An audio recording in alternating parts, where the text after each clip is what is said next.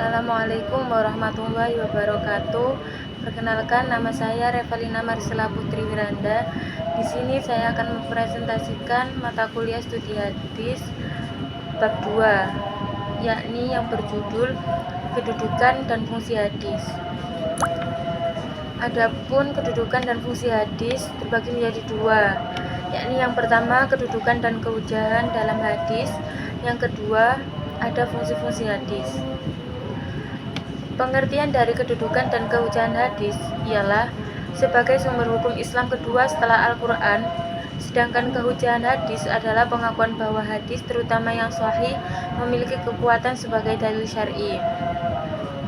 Kedudukan dan kehujahan hadis terbagi menjadi 4, yakni ada dalil Al-Quran, dalil hadis Rasulullah, ijma ulama, dan argumentasi rasional.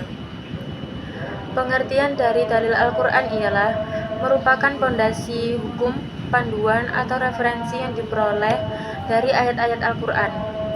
Istilah dalil sendiri mengandung arti panduan yang dipakai untuk menetapkan hukum atau kebenaran. Dengan itu, dalil Al-Quran merujuk pada ayat-ayat yang digunakan sebagai dasar untuk membuktikan, menjelaskan, atau menetapkan suatu hal, yang dimana dalil tersebut sudah tercantum dalam Al-Quran, yang terdapat pada surat Al-Fatihah, Quran surat An-Nisa, Quran surat Al-Baqarah, Quran surat Al-Ma'idah, Quran surat Al-An'am, Quran surat Al-A'raf. Yang kedua, penjelasan dari dalil hadis Rasulullah.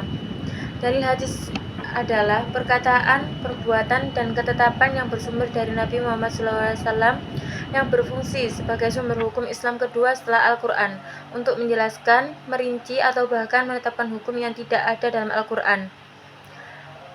Fungsi-fungsi hadis dalam penjelasan ada 4, yaitu yang pertama ada bayan tafsil, yang bermakna masih global dalam Al-Quran. Yang kedua, bayan at-taqyid, yang bermakna membatasi yang mutlak. Yang ketiga, bayan taksih, yang bermakna mengkhususkan yang umum. Dan yang keempat, bayan taklil, yang bermakna menetapkan hukum baru yang tidak ada dalam Al-Quran. Yang ketiga, penjelasan dari ijma ulama. Ijma ulama adalah salah satu sumber hukum setelah Al-Quran dan hadis, yang secara bahasa ijma berarti kesepakatan para ulama mujtahid dari kalangan umat Islam pada suatu masa tertentu mengenai hukum syariat setelah wafatnya Nabi Muhammad SAW. Adapun syarat-syarat ijma. Yang pertama, para ulama yang sepakat atau mujtahid. Yang kedua, hukum yang disepakati menyangkut masalah syariat bukan duniawi.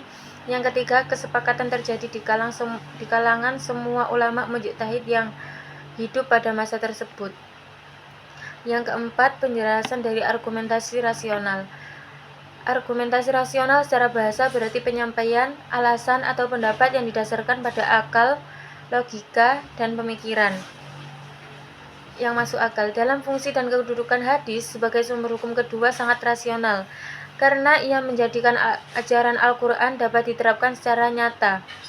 Fungsi hadis menjelaskan, merinci, membatasi, dan menetapkan hukum, membuktikan bahwa Islam adalah agama yang lengkap dan relevan dengan kehidupan manusia sepanjang masa.